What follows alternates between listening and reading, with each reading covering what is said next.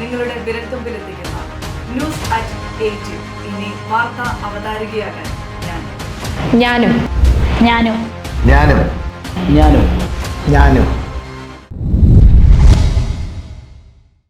പൈപ്പ്രയിൽ തീപ്പെട്ടി കമ്പനിയിൽ തീപിടിച്ച് അപകടം. തീപിടുത്തത്തിൽ 75 ലക്ഷം രൂപയുടെ നാശനഷ്ടമുണ്ടായതായാണ് കണക്കാക്കുന്നത്. പൈപ്പ്രയിൽ തീപ്പെട്ടി കമ്പനിയിൽ തീപിടിച്ച് അപകടം. EB ജംഗ്ഷനിൽ പ്രവർത്തിക്കുന്ന പെപ്സൺ തീപ്പെട്ടി കമ്പനിയിലാണ് ശനിയാഴ്ച ഉച്ചയ്ക്ക് 1 തീപിടുത്തമുണ്ടായത്. തൊഴിലാളികളെല്ലാം ഭക്ഷണം കഴിക്കാൻ പോയതിനാൽ ആരും കമ്പനിയിൽ ഇല്ലാതിരുന്നത് വലിയ അപകടമാണ് ഒഴിവാക്കിയത്. തീപ്പെട്ടി ഉണ്ടാക്കുവാൻ ഉപയോഗിക്കുന്ന വസ്തുക്കളും കെട്ടിടവും തീപിടുത്തത്തിൽ കത്തിനശിച്ചു. 75 ലക്ഷത്തോളം രൂപയുടെ നാശനഷ്ടമുണ്ടായതായാണ് പ്രാഥമിക നിഗമനം.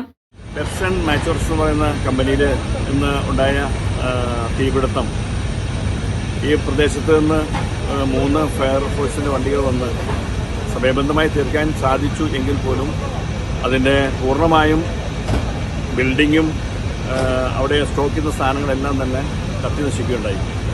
ഏകദേശം ഒരു 75 ലക്ഷം രൂപയോളം കമ്പനി ഉടമസ്ഥന് നഷ്ടം വന്നതായിട്ടാണ് കണക്കാക്കപ്പെടുന്നത്. കുറേ സ്റ്റോക്കുകളുണ്ടായിരുന്നു, ഇന്ന് ലോഡ് ചെയ്യാനുണ്ടായിരുന്ന സാധനങ്ങൾ കുറേ സ്റ്റോക്ക് ഉണ്ടായിരുന്നു.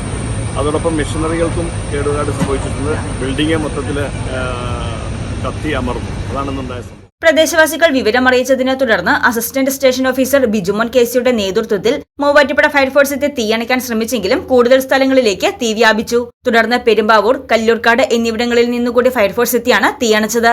തീപിടുത്തത്തിൽ ആളപായമുണ്ടായിട്ടില്ല. News desk Muvattupuzha news.